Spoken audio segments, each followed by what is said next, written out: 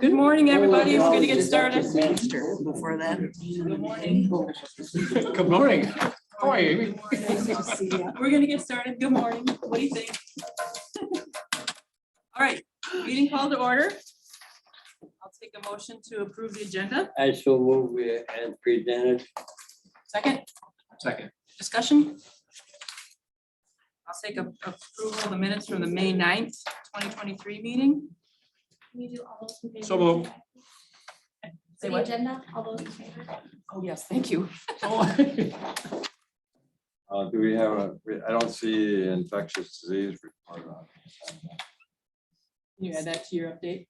Okay, we'll add that to the update. Thank you. Okay, so I'll take a motion to approve the minutes from May 9th with and we will add to the agenda. We still didn't approve the agenda. So say all those in All in favor. All in favor, Aye. There we all go. opposed. My apology. Okay, minutes. Motion to approve those. So move. Second? A second. All in favor? Aye. Opposed? Same sign? Got it. Yes. Do we have a public comment? Okay, no public comments. And receipt, are you wanting, thanks Brad, come on up. So we have Brad Olson under number 5. Brad Olson, Polk County District Supervisor from District 1. Madam Chair, thank you and the committee for this opportunity to speak. Here to speak on Resolution 2823, Housing Partnership Program. I've put this together simply to help villages get some money, move on housing. And I think it's pretty self-explanatory. Tried to make it pretty simple and easy and forthright. It just has the administration and staff put the program together for this and then fund it in the 2024 budget. Moving forward and hopefully it'll help some villages, municipalities get some housing started within the county. So with that, I guess, any questions or? Yes. How has this changed from the first draft we read? What's the most significant change and what's your thinking behind it? Well, the first draft, we'll say, got out there a little ahead of its time. I think this one just puts it gets the program up and going so that it can be there. So villages, municipalities can say, here's what we have to do. You know, the first one, I think, was a little too much trying to put the program in place within the resolution. And frankly, that's never going to work, you know. So hopefully this will give the administrator and staff time to get that program in place, tweak it some, and actually let municipalities see what it is, you know, they have to do. Make sure we have I'll say the right workings in there. So we know how we're going to get paid back. They know what their expectations are. And get that done outside of the resolution, rather than trying to put it all into the resolution and say, here's what we're going to do. So I think this will be, at the end of the day, I think this will be cleaner for everybody. Yeah, that makes sense. I see what you mean, because it did have the program within embodied last time. And do you foresee, or maybe it's too early for this, that the municipalities would have input in this development of this? Would we be getting any like stakeholder feedback or input? I suspect it could happen, because one of the things we'll do is as we start developing this, is reach out to the towns, and we have to, or to the villages, we have already to some extent. And they're agreeing yeah, we need something to help us. We'll take anything to help us. They may have ideas. One of the ideas may be, we want more money. That's why we're putting in here a certain amount now to begin with.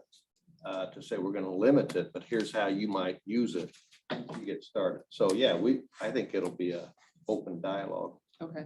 But I would think too, that at least my hope would be is that it's pretty simplistic, that it isn't, you know, some 14-page form to fill out, that it's like, here's the piece of paper, fill it out. Here's what, you know, the municipality wants to do. And here's here's how it's going to be repaid, you know. I don't think it needs to be anything overly complicated, you know, just so that The county knows what the expectations are, the municipality knows what the expectations are. So from the day they apply from the grant, everybody knows what's expected of each other. So three. Come back. Hey, Planet, What was that? it's a good job. Good job. We kind of talked yesterday at Gen Gov about how this is a, it's a needed first step and we can gauge interest from this. So let's say municipalities jump on it and we can immediately see, we have the ability, correct me if I'm wrong, but we have the ability to go back and say, hey, look what municipality A, B, and C just did. Do we want to have a discussion about, whether or not this is worth expanding a little bit, or maybe we just see what happens with this first bit. So it's like the first step that we can use to gauge where we go. Yeah, I don't. I had a process question, if maybe it's for you or Malia. So this got out of Gen Gov. Now, are you asking we vote on it and then it goes to the full board? So The full board approves it? that's a good question. The legal counsel from Clam Falls approached me this morning and asked the very same question. And he didn't ask the question, he answered the question. Are you the legal You counsel? would move it, you would move it forward, but I would suggest without a recommendation, because if this committee voted on it and Gen Gov, they voted to move it forward with a recommendation, that would already be a quorum of the county board, and it would already then pass. So, So we don't have any action needed today. right, I think here, you're just, and then it goes to the full board. yes. Okay. For future things, maybe we should think about that, because isn't this committee pegged as, housing as far as our priorities go, and Gen Gov is not? Gen Gov is the financial arm, Right. and so that's why both have an interest. I suppose, yeah, when you look at it from the, yep. Money side. Yep. Any other questions? Is there a master copy that we all sign? It's all, council's already taken care of. Madam Chair. Supervisor Olson? Yeah, Okay, so new girl. So we're basically, this resolution is going to earmark the funding. And then you're going to bring funding for a program. And then you're gonna bring the details of the program into place. Hopefully before the budget year, right? yeah, by budget time. Yeah, Okay, I mean, because that's all coming, that's like tomorrow, right? So, No, they're not gonna do the plan is not gonna be, this is asking for the money to develop the program, not that they have to develop the program and come to us for the budget request of 200,000. no, I get Okay. that. I get that. The money and the budget approval comes first. But no, what does that plan look like? I think the key is, we will, when Mr. Olson came first and said, hey, here's what we want to incent local communities to determine what type of housing. Is it housing for the unhoused? Is it an apartment? Is it single family workforce housing? That type of thing. What we have to decide is, what's the process going to be for villages or towns to Right. apply for it? How are we going to review it? How much money specifically will we allocate to each program? How is it going to be paid back? Those Right, and types to of- me, that's a plan. Yeah, That's a plan so that we need to details come together with that. That'll be scope, reviewed. who's involved, what's involved, how. Mhm. So So that. to me, that is that's- all- to me, that's what this is doing. We're instructing the administrator and the staff to go build the plan. And then we're gonna fund it at budget time. Okay, I just wanted to make sure that's how I was reading it. Yep, and then back Yes. to, I think, a comment Ryan made about yesterday's. Yeah, I mean, if it becomes horribly successful and we run out of money, the county board always has the option of amending the budget to put more money in it. So I don't think it's, the dollars that go in it initially are, to me, not necessarily a big thing. If the plan, if it proves to be horribly popular, it can always be funded at a higher dollar number. And And it, I do want to keep that in perspective. Like, I worry less about it being like I mean, this is how it sounds. I like it. I don't worry as much about it being horribly popular. I worry about us having a big enough sample size to see its effect. So like if 3 municipalities take advantage of the full batch of funding, you know, it's gonna be some years before we see how any money back or how, like, it's not gonna be an instant impact by any means, because we get paid back when the money or when the housing is in place or sold or rented out. So that could be 3, 4, 5+ years before anything happens. So that's why we'll probably need to like monitor this on the fly. And whether or not, you know, it should be, because we're not gonna want to wait 3, 4, 5 years because we're already a number of years behind in that way. So it's less of a concern about like, I think it's gonna be wildly successful right from the jump, but like, are we gonna be able to gauge whether or not it's effective? So. Slow, delayed. Anybody else? Anything else? Thank you for coming. Yep, thank you, Madam Chair. Thank you, committee members. Okay, number 6, update from the medical examiner's office. Everybody have a handout? We were, Because I do have a couple extras if somebody didn't get I think one. you two didn't get one. Okay.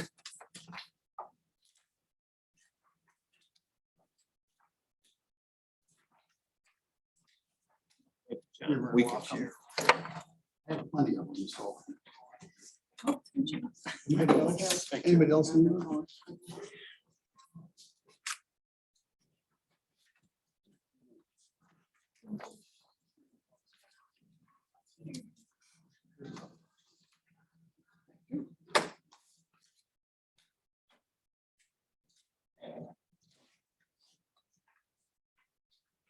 Good morning, folks. My name is John Denny's. I'm the Polk County Medical Examiner.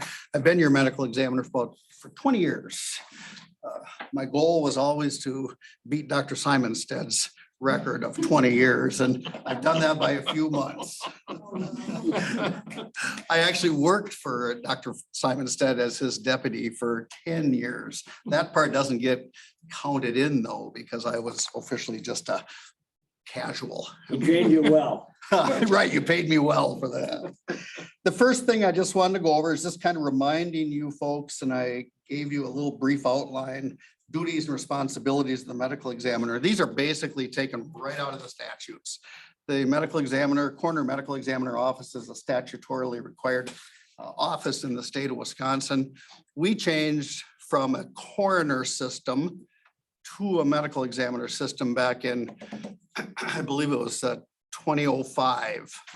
And we did that for the reason that the county will have a little bit more control over who is your medical examiner.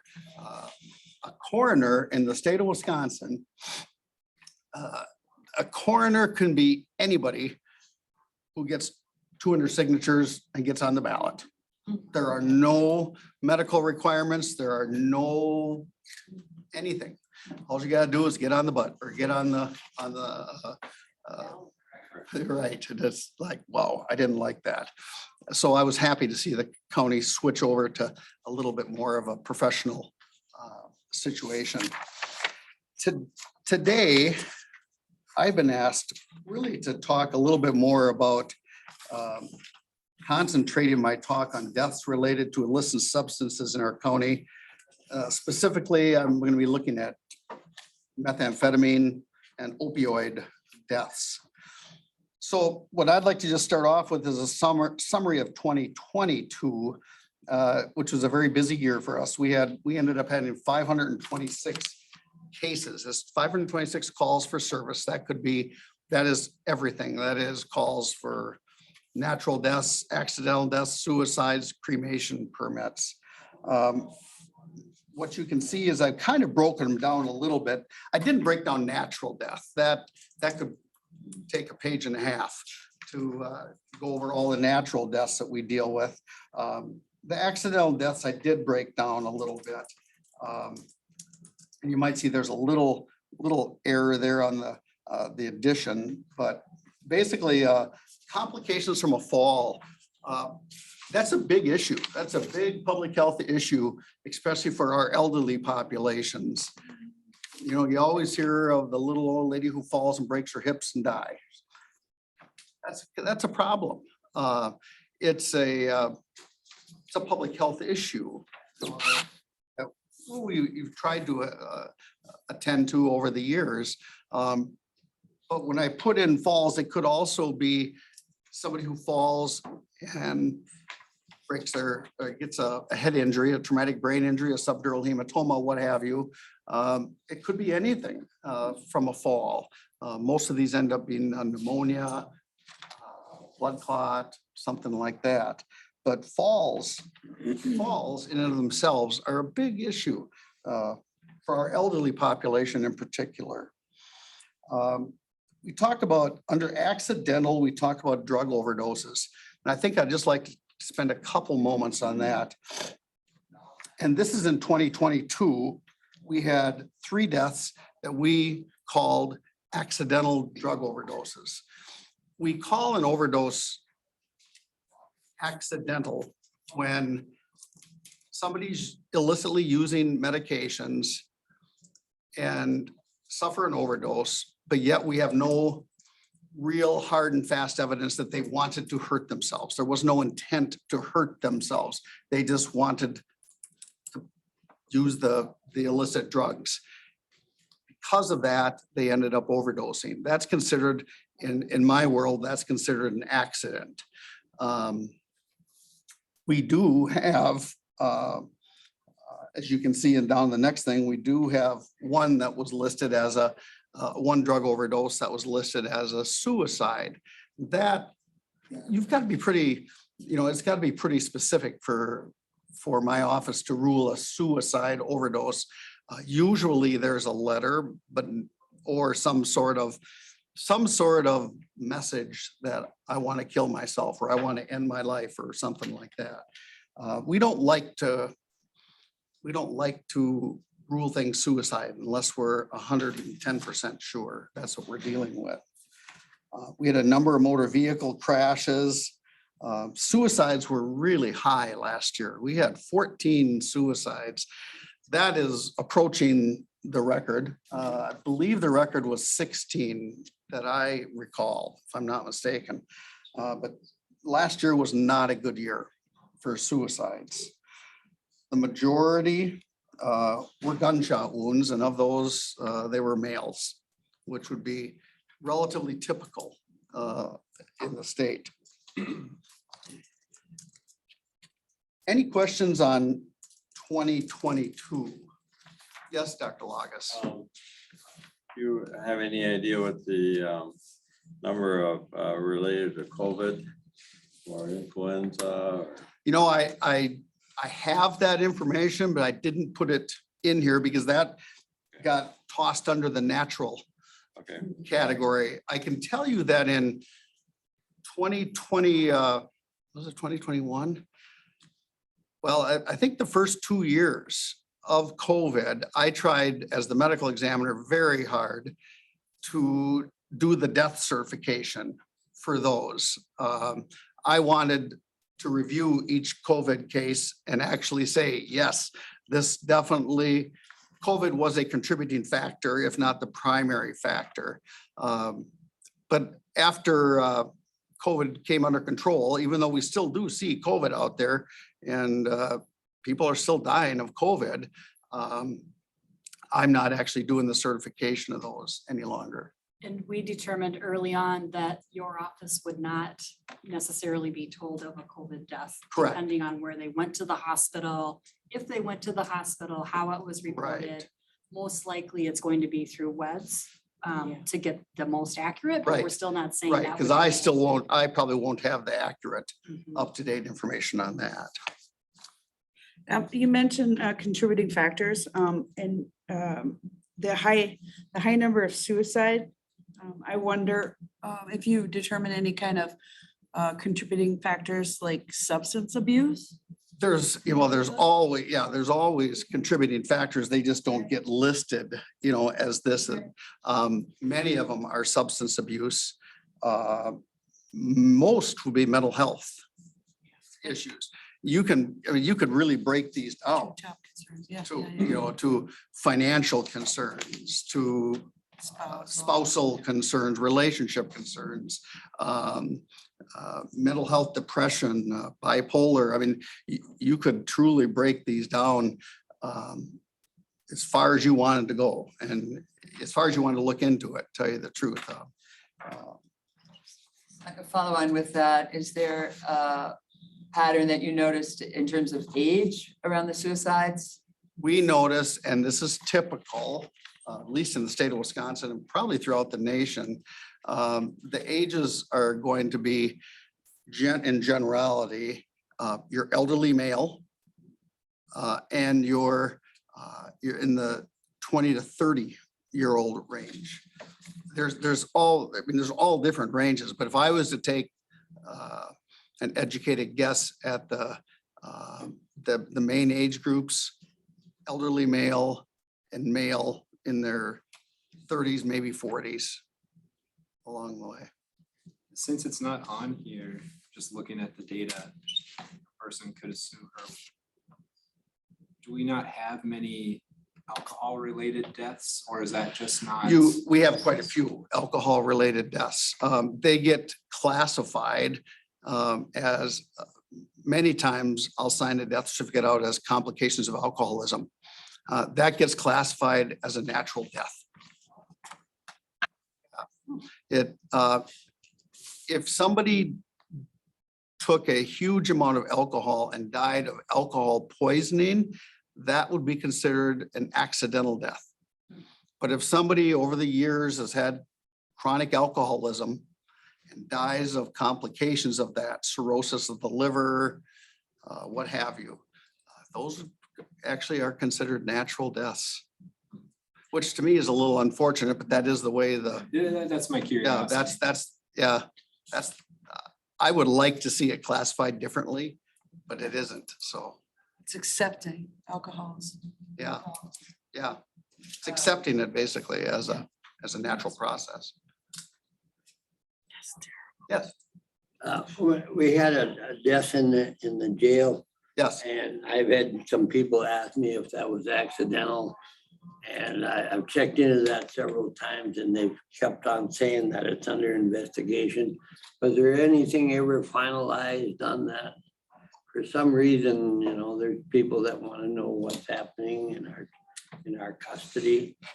Did you I mean, is ever- there press here that, I think Still you've being probably done recorded. your It- investigation, and I don't know if the sheriff's department. yeah, has that would completed their probably be not investigation. for me to release that. I mean, I could easily give you an answer on that, but I think in this case, I probably ought to. But I just need to know it is finalized Oh, now. yes. Oh, yes. Yeah, the death certificate has been signed and everything has been Completed by your office. complete by my office. Yeah, The pathology company that we use, you remember, we used this Dr. Anastasia, and right, she retired. right. And then we had somebody, one of the people come. Right. We voted one time on who we were gonna use. as Right. Pathologist. Do we still have her company or? No, we don't. We're actually using, It looked like somebody new in here. yeah, it's well, somebody new, but somebody old. Ramsey County Medical Examiner.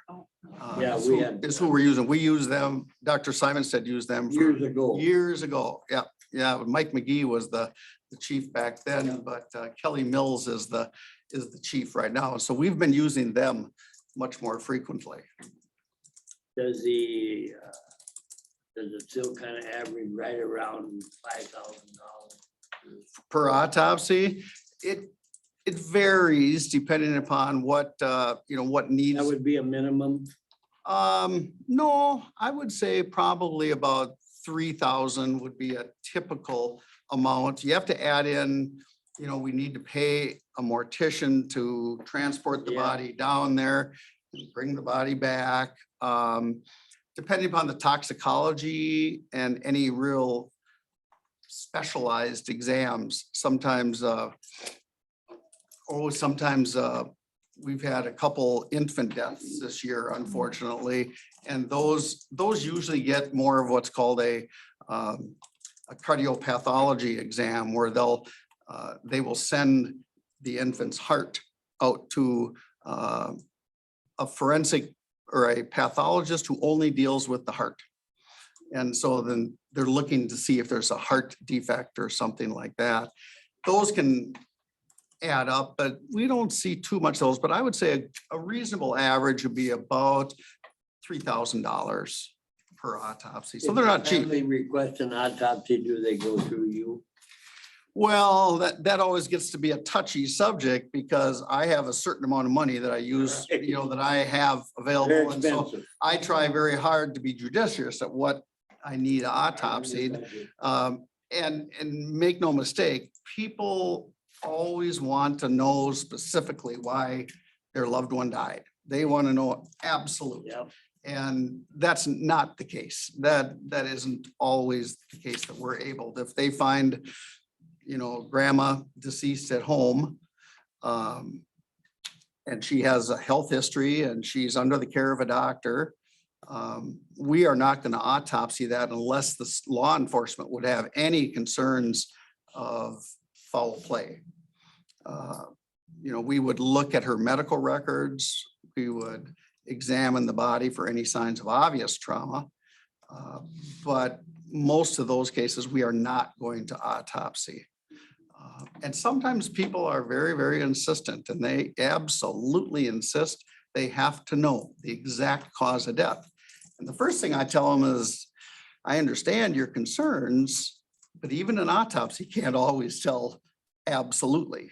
Do they pay for it then? They have to pay for it. And as soon as they find out the amount of money, they usually change their mind. Most of the autopsy we have that are requested the sheriff department. Most of them are requested the sheriff's department, and I'll actually get into that a little bit more into my talk. Okay, thank you. Appreciate that. So again, the brunt of my talk, today was talking about illicit death, illicit drug use. And on the last page, well, not the last page, because the last two pages are basically statistics, but on the last narrative page, if you would look on that and just note, in 2022, we had 2 fentanyl overdose deaths, 1 methamphetamine toxicity, and 1 toxicity associated with overdose of opioids, oxycodone, and hydrocodone. So basically, we had 4 deaths reportable that I would report out as an overdose death. Take a look in 2023, though. This has not been a good year. So far, and we're only into June, we've already had 3 confirmed fentanyl deaths, 3 confirmed methamphetamine toxicity deaths, 1 opioid death related to the opioid of oxycodone, and 1 huffing death due to difluoroethane abuse. And we do have 1 out there right now that's pending autopsy and toxicology, that this death will likely be referred to as a suicide by overdose, probably opioids. I don't have that report yet, but that's a huge increase. And the question beckons why? Well, part of the reason that we're seeing this is the sheriff's department and the district attorney in Polk County are becoming much more aggressive and asking me to partner with them basically to be more aggressive at doing autopsies. And the reason is that they are being more aggressive, going after the sellers, going after the people out there who are using it in an effort to try to stem this problem. So anytime we've had fentanyl or any kind of a overdose death, law enforcement on scene is basically saying we need an autopsy because we have a case that we're building and I need your autopsy as part of that case. So unfortunately, we're seeing more autopsies, but the reason we're seeing more autopsies isn't a good reason. It's to try to stem the tide. And that's basically what the medical examiner can do. I can basically provide you with information. So I was always under the impression that it's very difficult to die from methamphetamine, but it's much easier to die from opioids. And so I was kind of shocked to see the methamphetamine toxicity. Toxicity, Is that something that happens to somebody over a long course of longer, time? longer Not like period a, of time. I just took too much meth. Correct. kind of thing. Correct. Yeah, it usually ends up where they, it'll be over days, if not weeks. And then it'll end up causing the amount of stimulus, shall we say, will end up causing heart irregularity or heart. I don't want to use the word heart attack because that's not correct, but it's more of a heart rhythm disturbance. How many autopsies did you have last year? Autopsies last year, we didn't have many, we only had like 12. And now we've already had, We used to average about 3 or 4 or 5. well, that's many years ago. You're dating yourself, John. I am. Yeah, in my time, we averaged, it varied extensively. We would go from 8 till I've had as high as 30. That's hard on your budget. That's really hard on the budget, but it tends to equal itself out if you look at it in the long term to a degree.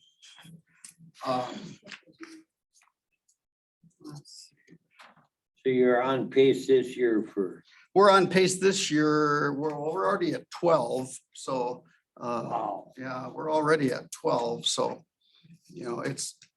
we hoped it'd be nice to keep it under 20, but you never know. I mean, you never know what's going on. Can I ask one more Yeah, question? please. Is an autopsy required in order to determine that somebody overdosed from fentanyl?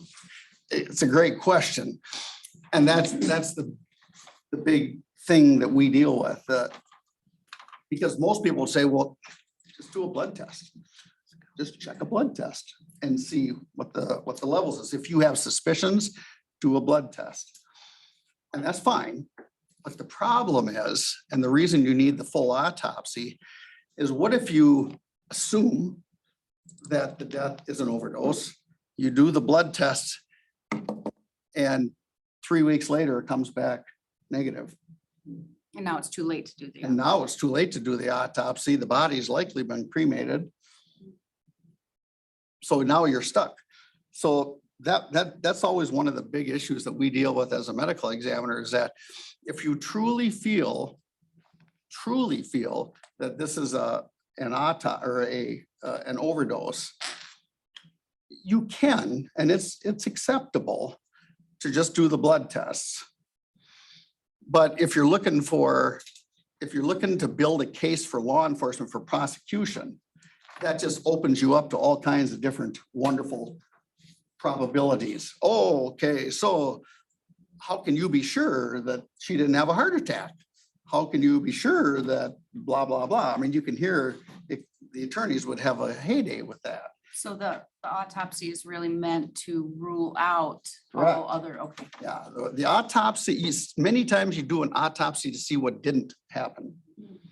And, in a typical autopsy, the typical autopsy findings on an overdose will be generally, not always, but of course, no anatomical cause of death.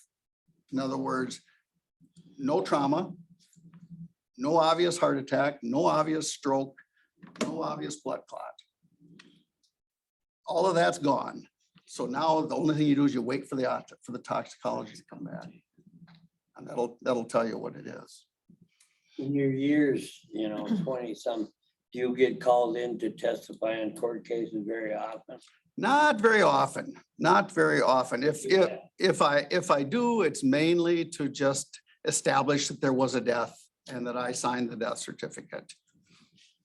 Occasionally I'll have to get into a little bit about it, but generally not too much, thank goodness.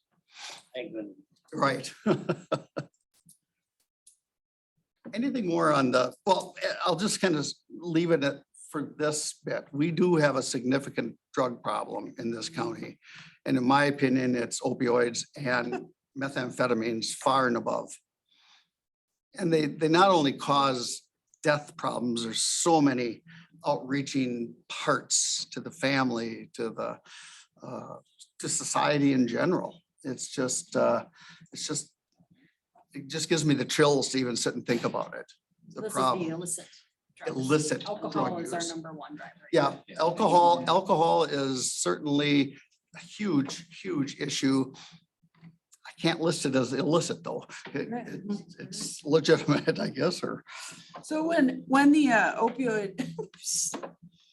So, yeah, I probably just need to relax. I'm going on a trip across the country. But I'm really, I found out about the opioid settlement last month, and I've been worked up ever since that Polk County didn't participate. Were you involved in that at all when I don't recall people were anything saying about we don't that. have a problem, we don't know? No.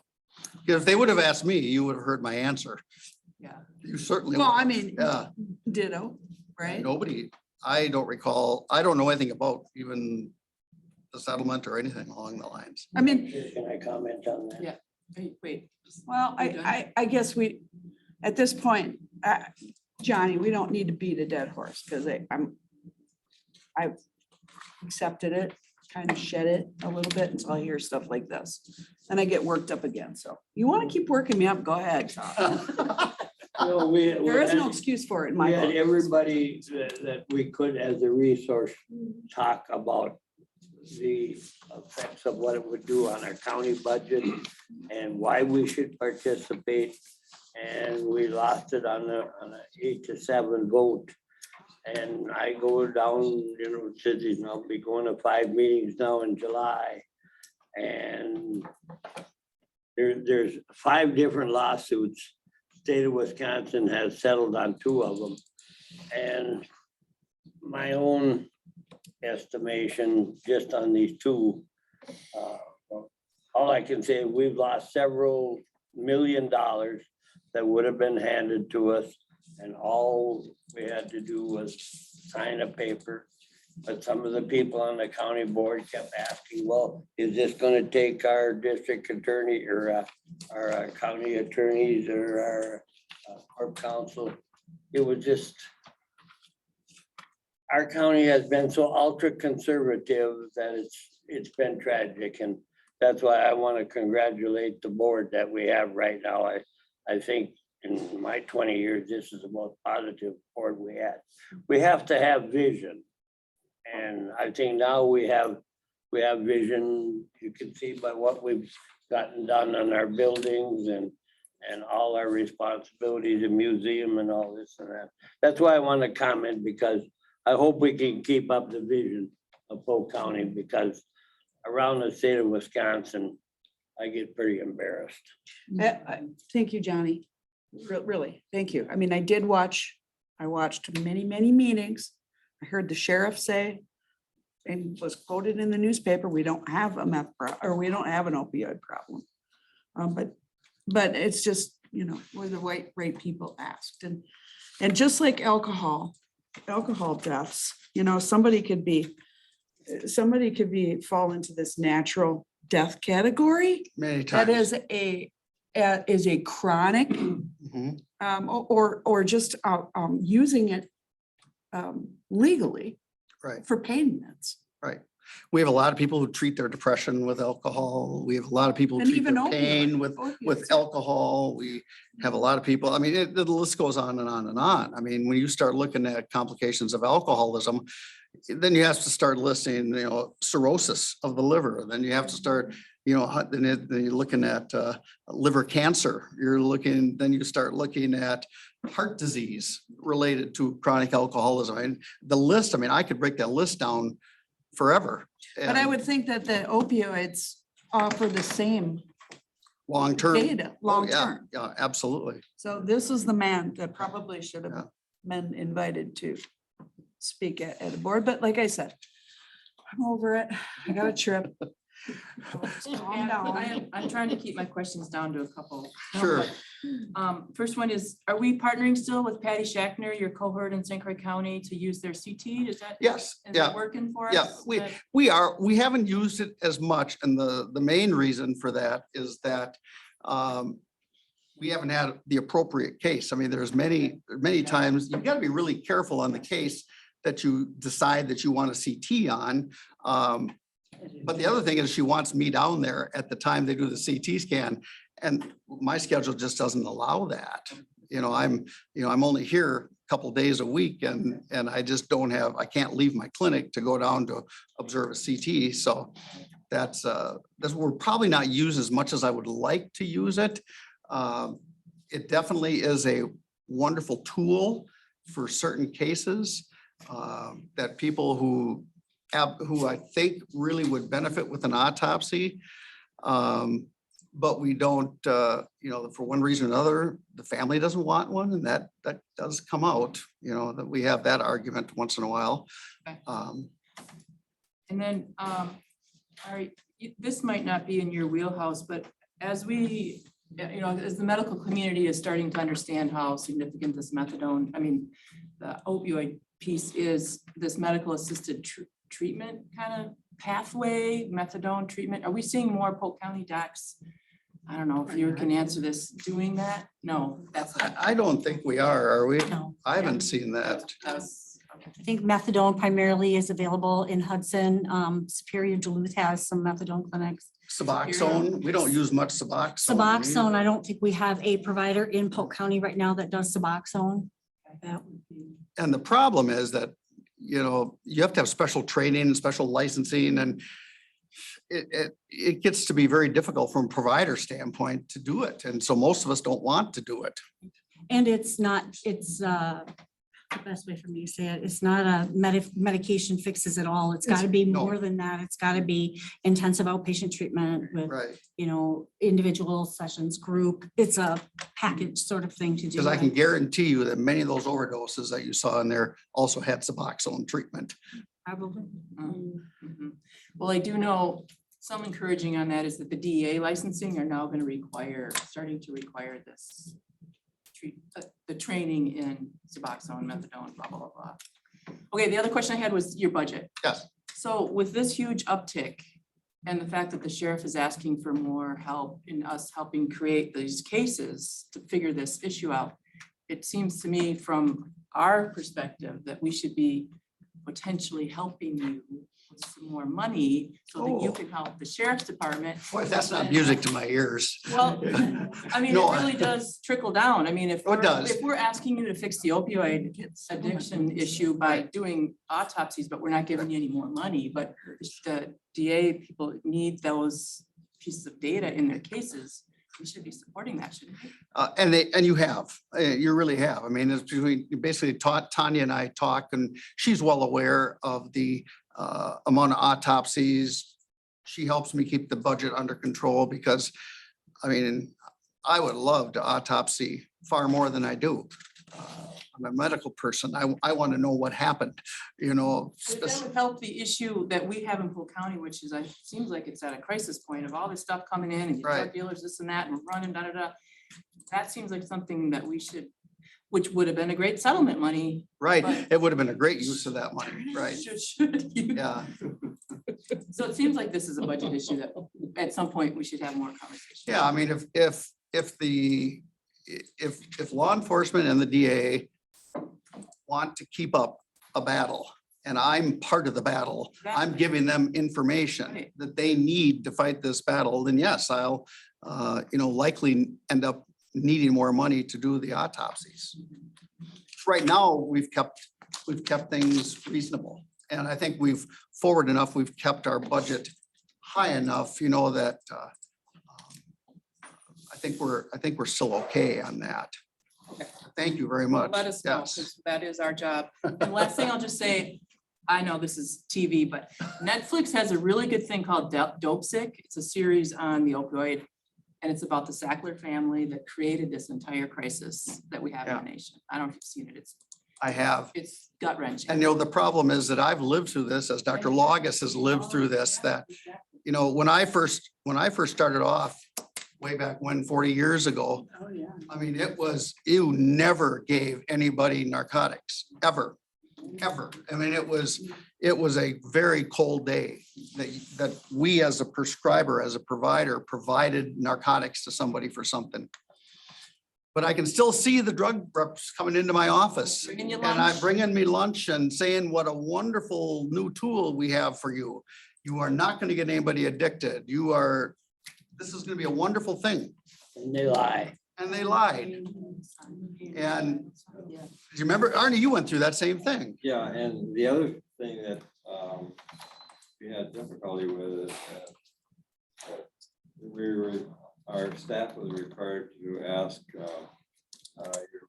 your pain level. And show the little postcard. Right.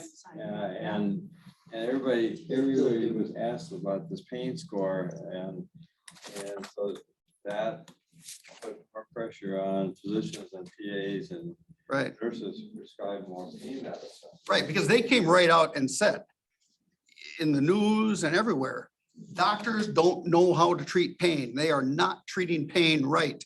You people, you doctors, you PAs, you NPs, you've got to use more meds and you've got to treat these people. And you were evaluated on that. And you were Joint Commission criticized on standard that. was Yeah. on pain. Right, and it was, and so they really put the pressure on us to do this. And it's, Not only us, but also nursing homes. Oh. Because when I had patients in a nursing home, I try to cut back on their pain medicines.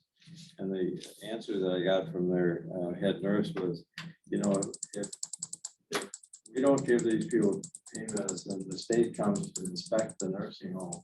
And they ask you, is your pain being taken care of? And if the patient says no, then the nursing home gets demerits Right. against their license because they're treating people with pain. So they're if somebody says I'm having pain, they're getting narcotics way above what they should or need.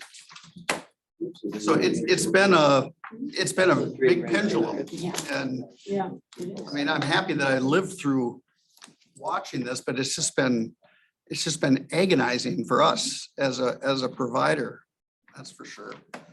Well, that brings up the next point is that, as I mentioned, I was the medical examiner for over 20 years now, but I think the time has come for me to probably step back a little bit. I haven't wanted to do that for years because I always wanted to make sure I, felt like we were in a good position to turn the rings over to somebody else. So my hope is that Tanya's help, we'll be able to, find somebody and I'm hoping by the end of the year to, be able to retire.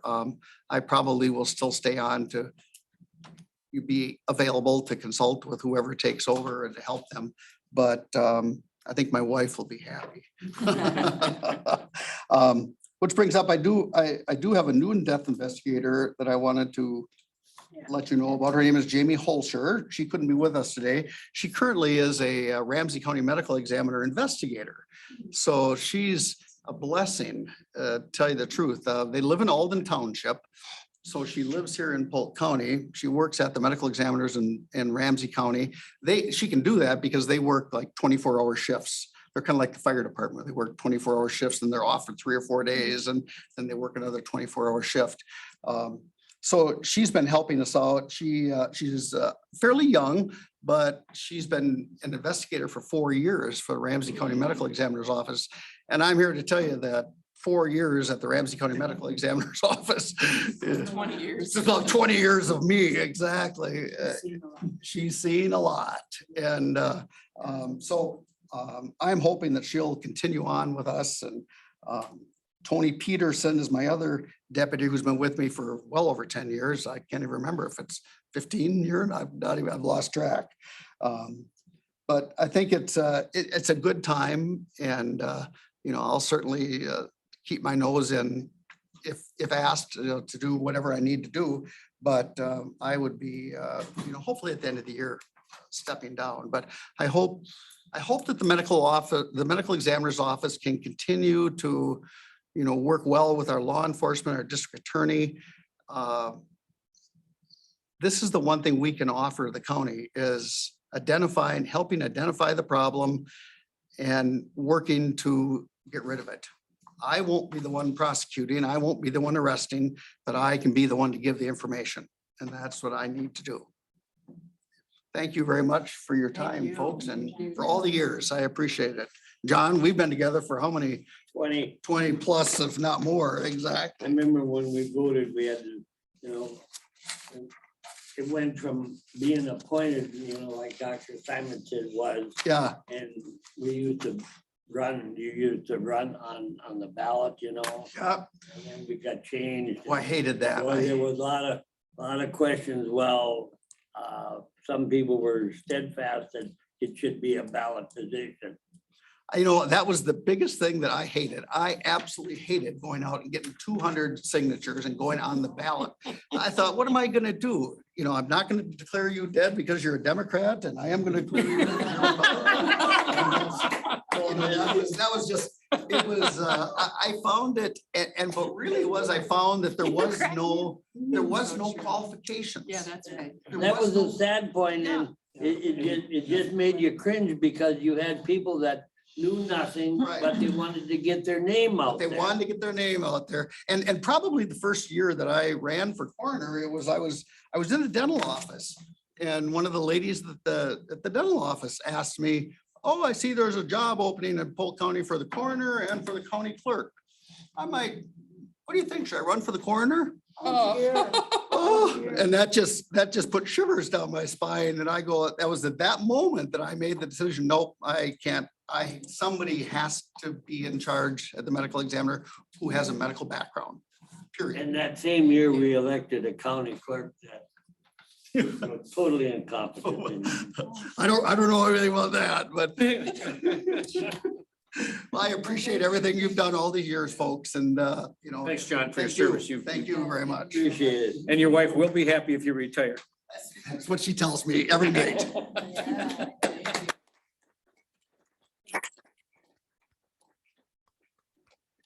Well,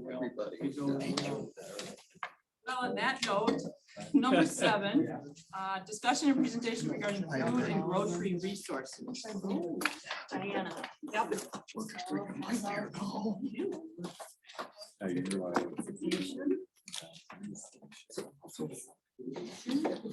For years. Oh, good. What a transition. Yeah, she's keeping people alive.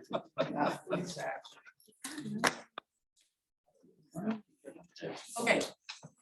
I'll let Tanya give us. Yes, we do. I am here. Madam Chair, can I, Yes. I've said this to her before, but can we recognize Diana? She's 34 years in Polk County as a wonderful person and great employee. Thank you. Congratulations.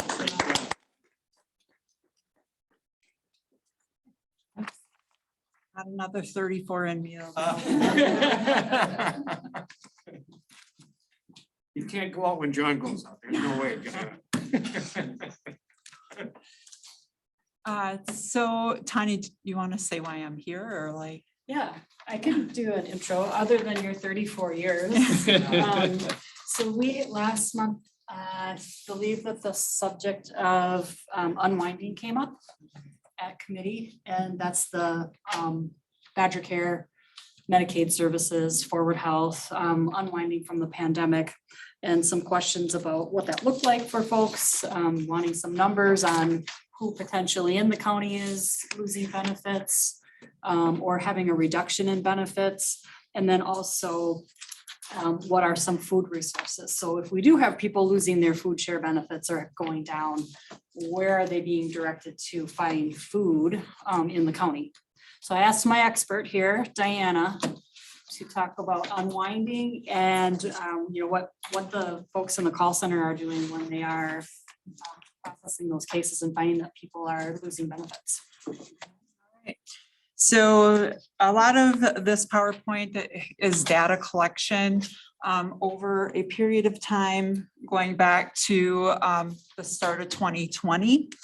So with the economic support team, we determine eligibility for food share, elderly, blind and disabled Medicaid, Badger Care Plus for our childless adult population and our families, caretaker caretaker supplement program and the child care assistance program.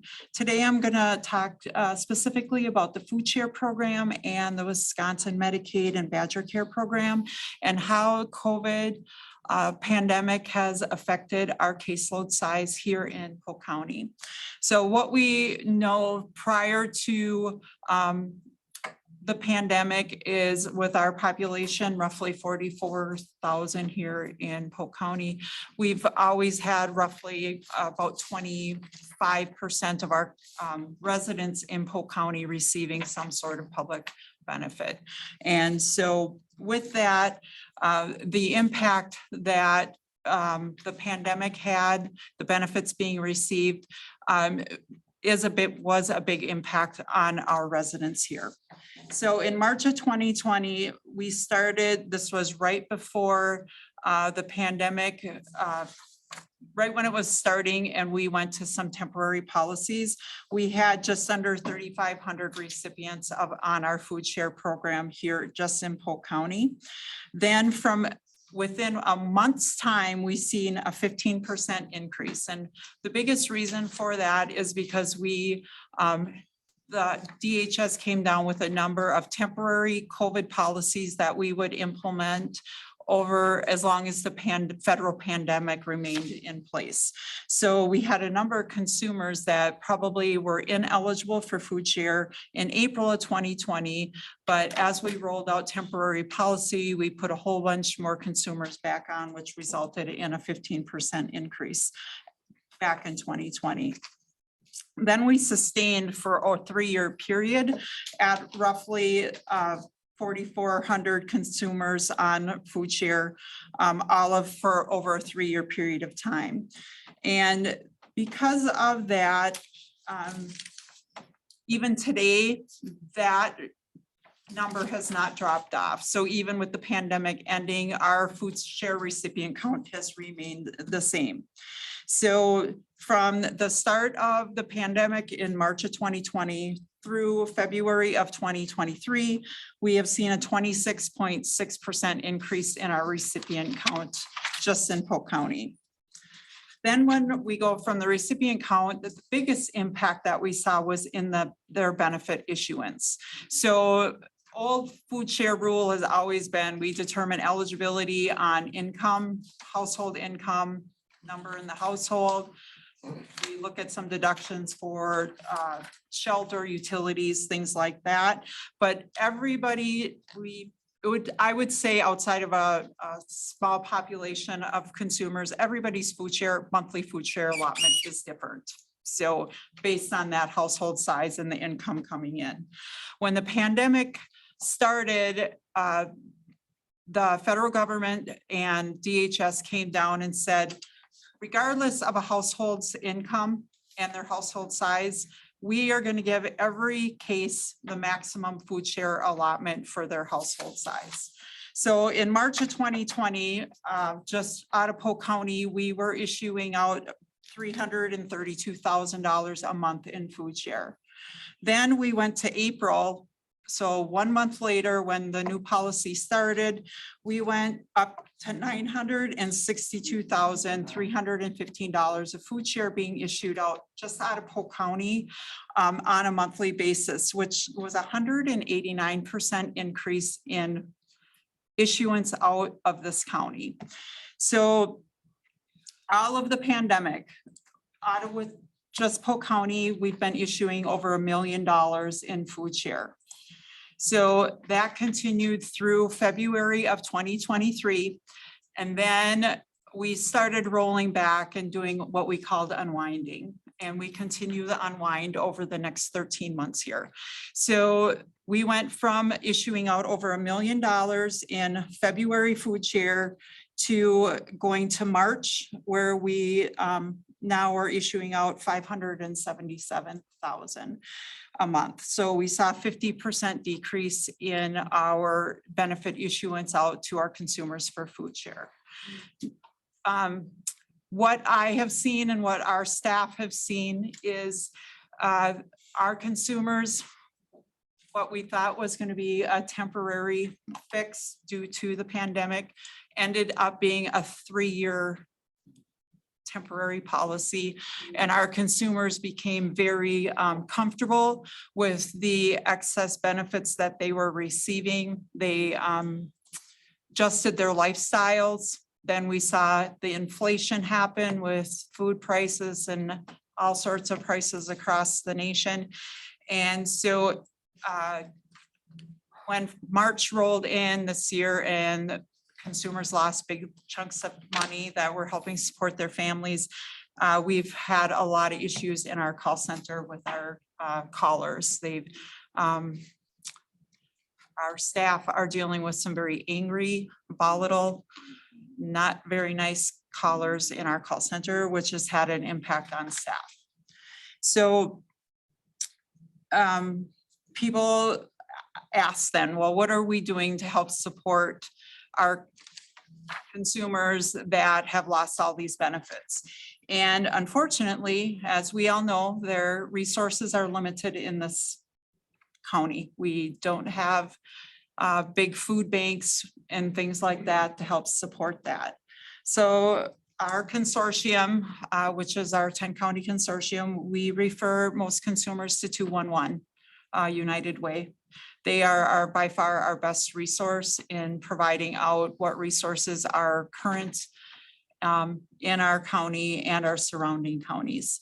So we do use them quite a bit.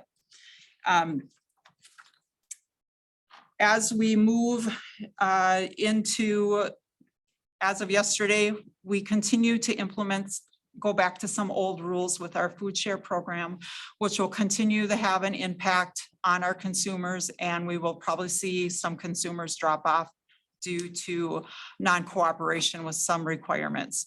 As of yesterday, two big rules that are back are our drug testing program. So any new applicant that has a convicted drug felon in the last 5 years has to do drug testing and have a negative test to be eligible for food share.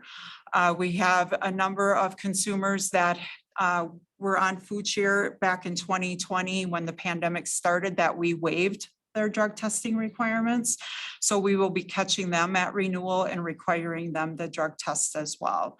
And so we know that we most likely will lose some consumers through having to go back to doing that.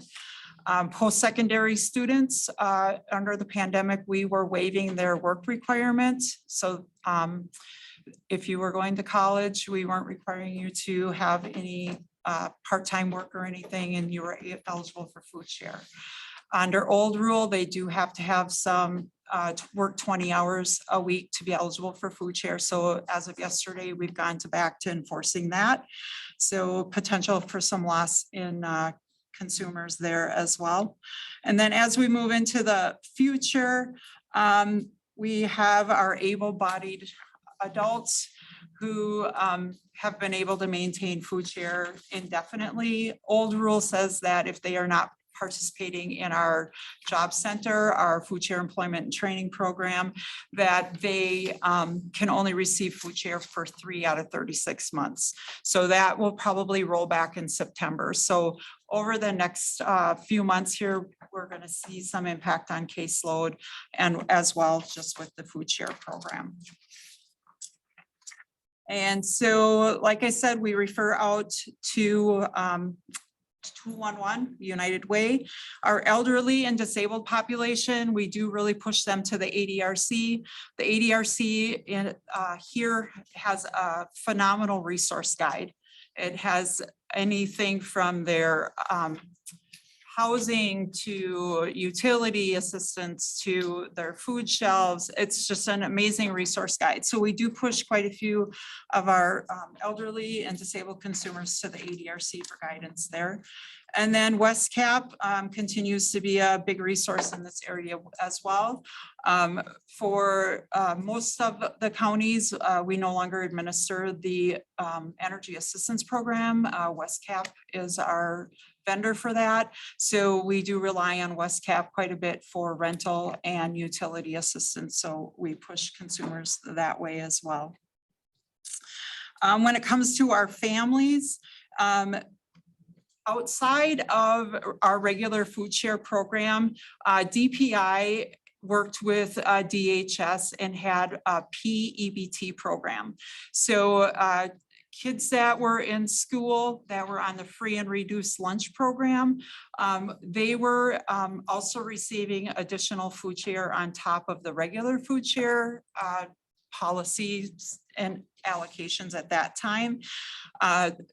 The six-year-old PEBT program ended May of just last month. The last summer PEBT program will roll out this month, where each child that's in school that was on the free and reduced lunch program will receive $120 per student to their families. So that will end also in June. So we have a lot of food share benefits ending for our consumers across the whole entire state. Any questions that you have on food share? It's kind of doom and gloom. Brutal. Is it like you go to a food shelf, or is it a card, or is it? Oh, it's a food. Consumers have What is a it? What food is it? share card. It's a Quest card, and that is a nationwide card.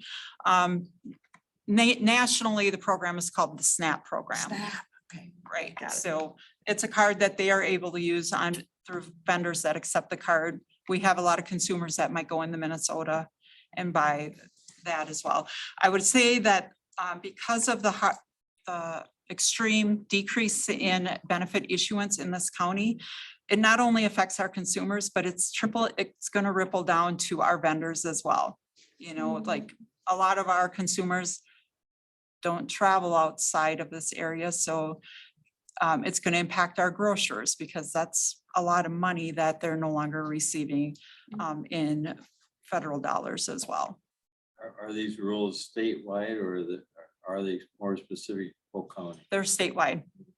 All of our programs and national. Yeah, so we have our federal program. They basically set our rules for food share, but then each state has the ability to do waivers to the federal government to implement certain other aspects of the program that they deem appropriate for their states. So every program that we administer out of economic support is state and federally driven. We follow their policies. Can I make a, so basically what we're returning to is the pre-pandemic level of support Yes. that people were having. They had the extra. And they've kind of been extended for 3 years. Are you going to cover the multitude of food shelves that are out in the new ones? So what I have,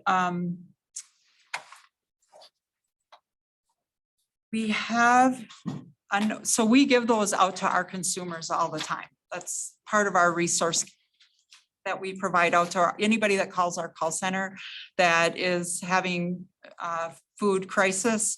We are giving out them to all of us at all times, every day. Updated list, because there's a new food Yes. shelf, just quickly, I will. Right, in Centuria. That's, yeah, the effort of 3 churches, and this is provided by Great Harvest. They come out of Hudson, but and St. Paul, and there's no questions about economic ability or anything. It's just how many numbers in the household, and they just keep track of it.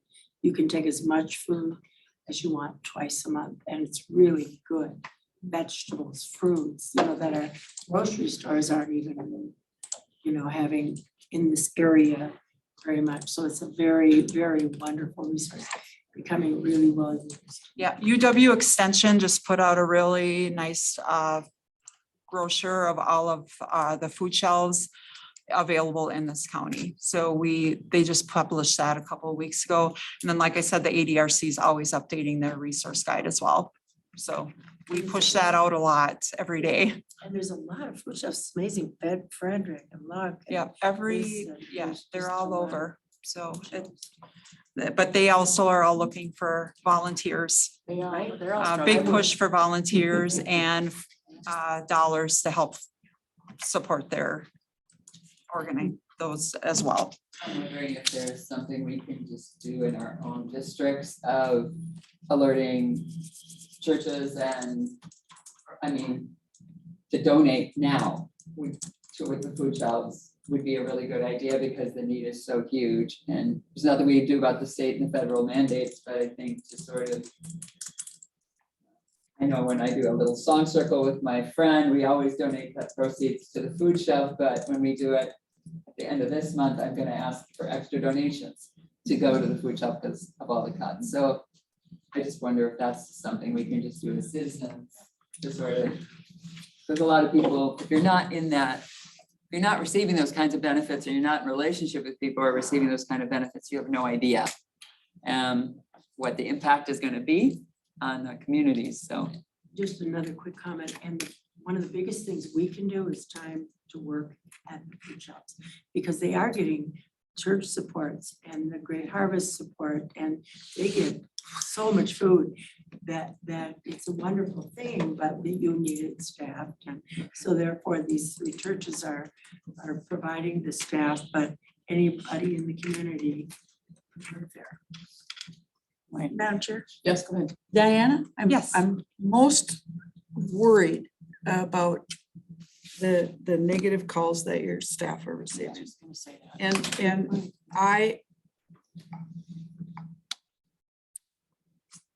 you also mentioned how comfortable people got on the program. So what that tells me is that there may be people that are on that program that don't have a need for it.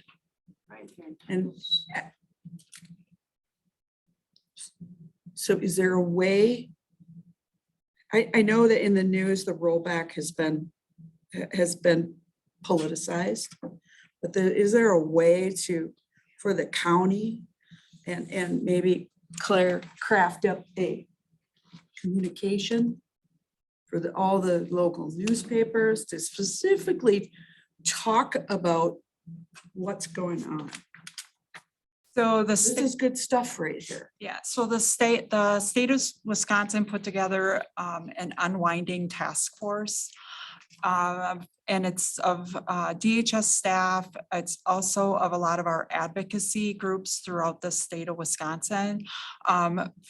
Locally, ABC for Rural Health has been very instrumental in on that task force. And so they are doing a lot of media campaigning. They've created toolkits where consumers can go online and look at these toolkits, and kicks out resources from them. It also shows them what other programs maybe they would be potentially financial eligible for.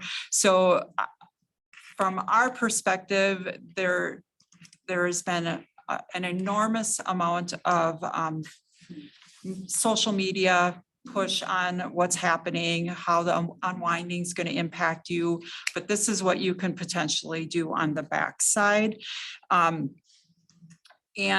our consumers, our mailings have been enormous. The state's been sending out mailings to all consumers for since March, and they're getting an enormous amount of notifications that this is coming and this is how it's potentially going to impact you and things like that. So I will say that we all knew that the pandemic was coming to an end, and that the state, I feel, has done a really good job of really pushing out, like, you need to be prepared. This is potentially what's going to happen and how it's going to impact you and your family. So from that perspective, I feel that part has been handled very well. Do you think it's been simple and clear? Yeah, actually, a lot of their notifications, they went to bolder, bigger print, and they highlighted things to make it like pop out at people, because the notices can be pretty muddled and long and things like that, but they really tried some other features in their notifications to really push home how this is, what's happening with them. From our consortium perspective, if you call our call center, we have, like, if you're holding on wait time, you're getting a bunch of information provided to you and things like that too. So I think we've tried our best to really push out that things are changing. I think for consumers, the biggest thing is it was supposed to be short term. short-term might have been 3 months and then it kept getting extended. The pandemic kept getting extended. They didn't have to do this. They didn't have to do this. They didn't have to do this. And they become very complacent with that. So it's just like eyes wide open and here we are today. So, yeah, I feel like everybody's trying really hard to push it out. From a division perspective, I would say all my colleagues, they know the resources out there and they're pushing out the consumers as well, because if we start losing consumers from the economic support side, they take the risk of not being able to offer some of their services as well to consumers. So I feel like it's been a joint effort to try and push it out to the community, like this is what's happening. But you're still getting those. Yeah. Yes. And then for our elderly and blind and disabled population, our biggest concern is, I would say, is from the food share standpoint. A lot of them are single and two household member cases. They were receiving around $200 worth of food share a month, and those individuals went down to like $21 a month. So you're talking, that's our fixed income population. And so we've seen a huge potential impact on that population. And that's where the ADRC plays a big part in helping us with that as well, and really offering out service to them. Well, I think the only thing we can do is to send letters to our state and federal legislators to amend the food program, the SNAP program, instead of cutting at the national level. Right, so maybe the audience is the at-large versus the consumer, the customer. Right? Yeah. So I mean, everything I see is all politicized, right? About the rollback. I've not seen any of this. Right, so this to me is very important as a board member, but also at public at large, as a voter and, Right. all that, right? Okay, so I'll jump in the Medicaid and Badger Care program, because this is Number 8 on the agenda. She just wanted to- so, Polk County, so I did my chart in a point in time. So I stayed with May of every year. So starting in May of 2019, we had 8,073 recipients of our Medicaid and Badger Care programs here in Polk County. If you look at the chart, as of May of 2023, we have 11,415 recipients on our Medicaid and Badger Care program. So we saw a 41.39% increase from pre-pandemic to the end of pandemic in our number of consumers receiving Medicaid and Badger Care. We had a number of program rules that were suspended as well under the COVID for Medicaid. Nobody has done a renewal. We have consumers that have not done a renewal on their case going back to 2019. The state just continued to push people's renewals out and out and out. So the biggest concern moving forward is that renewals have been reinstated for June. So over the next 13 months, we will renew consumers on a cycle over the next 13 months and redetermine their eligibility. So what we found already in just 3 weeks of doing June renewals is we are basically rebuilding cases. A lot of consumers have moved multiple times. Their household composition today compared to who was in their household 3 years ago is not the same. They've had income changes, some 5-6 jobs later that we are trying to work on. So we basically are rebuilding these healthcare cases to bring them current. Also to determine whether they can continue, are still income eligible for our programs. We won't have a lot of data until probably fall as to how that is going to have an impact on our consumers. Data collection, some is real time, but our June renewals will probably have data like probably August as to how many consumers are no longer eligible based on June renewal. So by fall, we should start to gather some data on how many consumers are dropping off of the Medicaid and Badger Care programs as we go about their renewals. Consumers that had monthly premiums for Badger Care and for our MAP program, those were all suspended as well under the pandemic. So for 3 years, we have not seen any premiums being paid. Those will be reinstated in January of 2024. And then for our MAP program, which is a program for our elderly, or for, I should say elderly, but also our disabled population. They have in the past, to be eligible for MAP, had to have some sort of a work requirement. And it could be as simple as, and it doesn't have to be, wasn't necessarily a paid position. They could walk the neighbor's dog for an hour a month and they would be able to receive the MAP program. So those work requirements are going to go back into effect in January as well. So we could see some changes with that population as well. So a number of unwinding, rollback will happen for us over the next few months. One interesting statistic that's already out, we had statewide, we had 80,000 members that were not open in our system, so in our CARES worker web system for Medicaid and Badger Care, but they were open in the state's forward health system, and they were consumers that were maybe SSI recipients, foster care recipients, they could be Katie Beckett recipients. A lot of them were our non-citizens, but were here on a visa, things like that. So they were receiving eligibility for Medicaid and Badger Care on the backside per se. They all had to do a new application by May 31st for us to redetermine eligibility. So that was 80,000 letters that went out just to that population of people. As of last week, we know that 57,000 of them did not apply.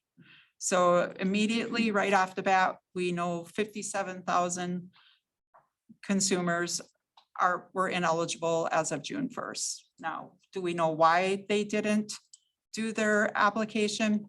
Not at this point, we don't. Could have potentially, some of them still be eligible, probably. So that's kind of what the unwinding task force for the state will do, is start doing a lot of outreach to that population. And why didn't you calling them? Why didn't you do your application and things like that? So more data will roll out for that. For our 10 county consortium, we are anticipating about 6,000 healthcare renewals a month into our call center. That's just for healthcare. It doesn't include our food share renewals and our childcare renewals. So we will see an increase in that. Outreach efforts. We refer consumers that are not eligible for Badger Care to the federal marketplace. So that is a direct referral. So as we do a renewal, if somebody is not eligible throughout our system, it's going to be a direct referral next day to the federal marketplace for consumers to apply there. We also have within our division, a couple years ago, we created a position. We call it a navigator position. Shauna is our current navigator, and she is CAC certified, so she's able to help consumers apply for the federal marketplace. She is a great resource for anybody that just needs help, and she kind of guides them in what programs she thinks they might be eligible for. So we are referring consumers to her regularly. The Department of Health and for the state hired 60 LTEs to help with the workload. Those LTEs are primarily working out of Milwaukee County. obviously they are much larger than the rest of us. So they, and they always have staffing issues in Milwaukee County. So a number of our LTEs are assisting them. And then, like I said, there's the unwinding partner toolkit that's out on our DHS website as well. So that's all how it impacts our consumers are under a lot of changes. But from our perspective, then we also have to think about our staff and how this is impacting our staff. So here in Polk County, under COVID, I had a number of retirements within our team. So of our 12 staff, including myself, 8 of them are new hires since COVID. So they were trained under COVID policies, temporary policies. So over the last 3 months, we've been having to retrain a number of our employees on old rules. And so that has been our #1 challenge, is like, how do we train them and yet have this extensive workload that just all of a sudden is here? So we've been working on that. Our call center impact, we have had more calls, longer wait times, and difficult conversations. We have performance standards that we have to meet as far as how long somebody sits on hold, how long we're on a call with somebody, how long our agents are in after call. So they know, staff know that they're being monitored pretty tight on the backside from the state to make sure we're meeting performance standards. We've seen a 14% increase in our calls in just the last 2 weeks within our call center. So it's been kind of crazy. So because of all these renewals, we've had an increase in workload management.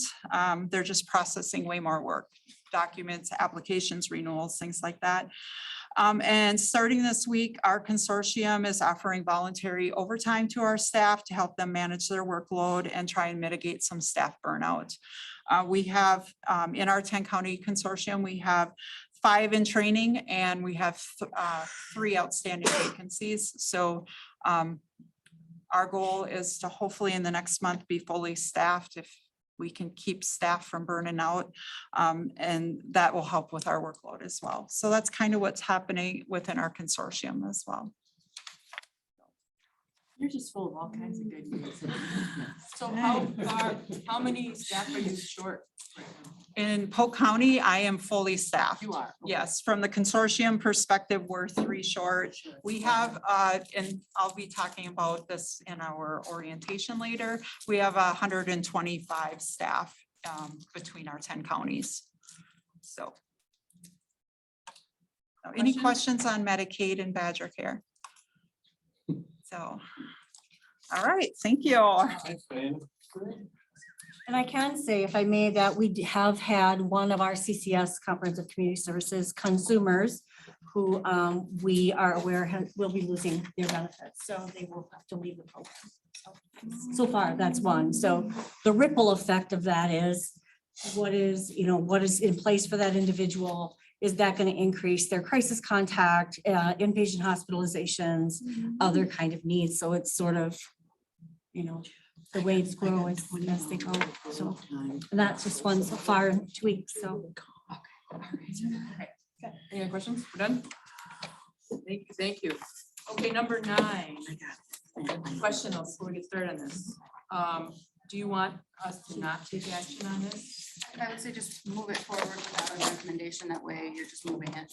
That's all. But you can have discussion. So number 9 is a discussion on the municipal housing partnership program design. Questions? Covered that, didn't we, pretty well? Yep. So all in favor of moving this forward to the full board? Thought we weren't gonna do that.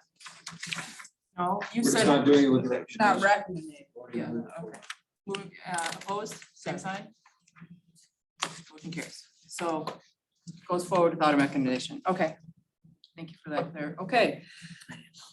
Legislative event update. Is that you, John? I haven't had anything now in May and June. I have it's not finalized yet, either in the Wisconsin Dells or Wisconsin Rapids. I'll be attending the Health and Human Service in July. July. Thank you. Are you on that? You don't- I just got it from Shauna, Okay. all the 5 July meetings, so. I'll Five be- July meetings. I can attend all of them. Okay, thanks for doing that, John. Yes, please. Okay, so COVID cases for the month of May, we had 146. Last year at this time, we had 1,086 COVID cases. Chlamydia is still high, but trending down. We had 6 cases in May, 8 Lyme's cases, and 3 toxoplasmosis cases. And then I think a handful of Hep A, Hep C. Handful of what? Hepatitis A and C Okay. too. Anybody have questions? Thanks, Helen. Okay, is there anything else that we're? What do we have for next month that people want to discuss? Right? I just had a couple of comments.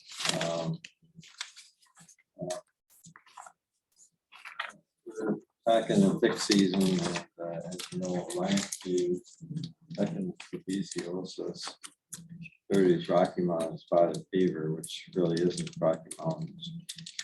It's more in the Midwest and the South. But all 3 of those I have seen, but the tourist thing is chronic wasting disease. Are we seeing that? Ticks can transfer that from deer, and there's a couple of deer farms in Dodge and Wood County that now are been quarantined because of chronic wasting disease.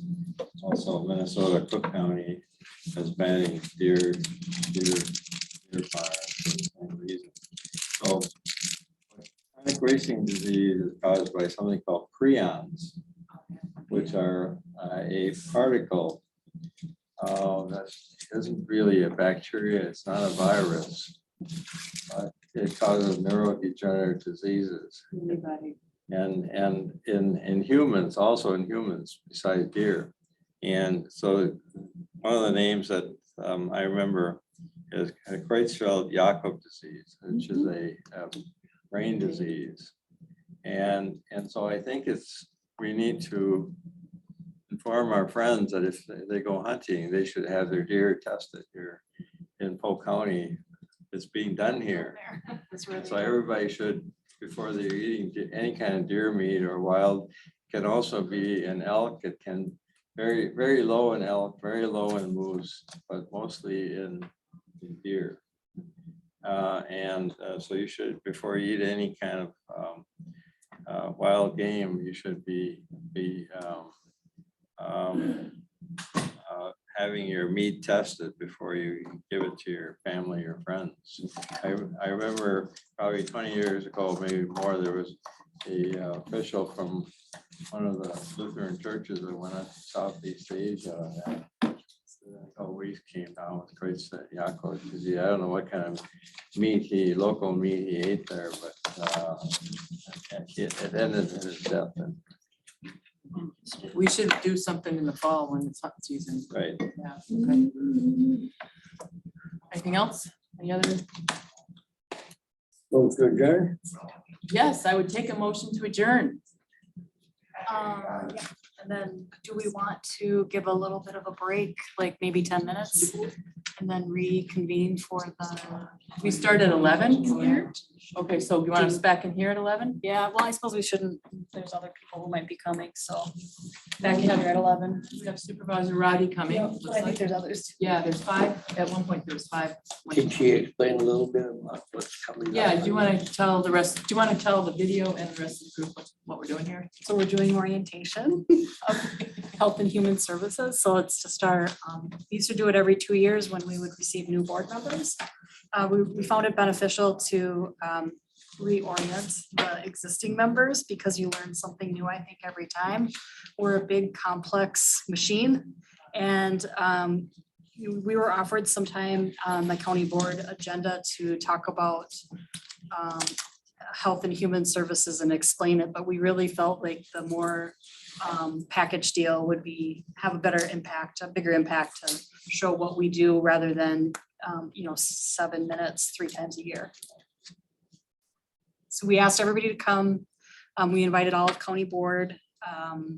There's a light lunch provided afterward at 12:30 that we'll set up right over there from KJ's, I believe.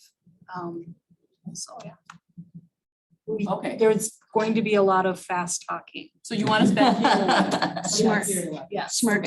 yeah, I heard we can eat in here, so Ooh. don't be Don't drop spilling or anything. anything like that. Be careful. What do we start with after a 10-minute break? Okay, so let's adjourn. We So might have other people joining us that might join late though. So So I just 11. thought It about was that. noticed for 11. Yeah. Orientation. so can I take a motion Motion- to adjourn this Motion to meeting? adjourn. Second. I did. Motion. John did. All in favor? Second. Aye. All opposed? Do I- We're officially adjourned, then come back here at 11.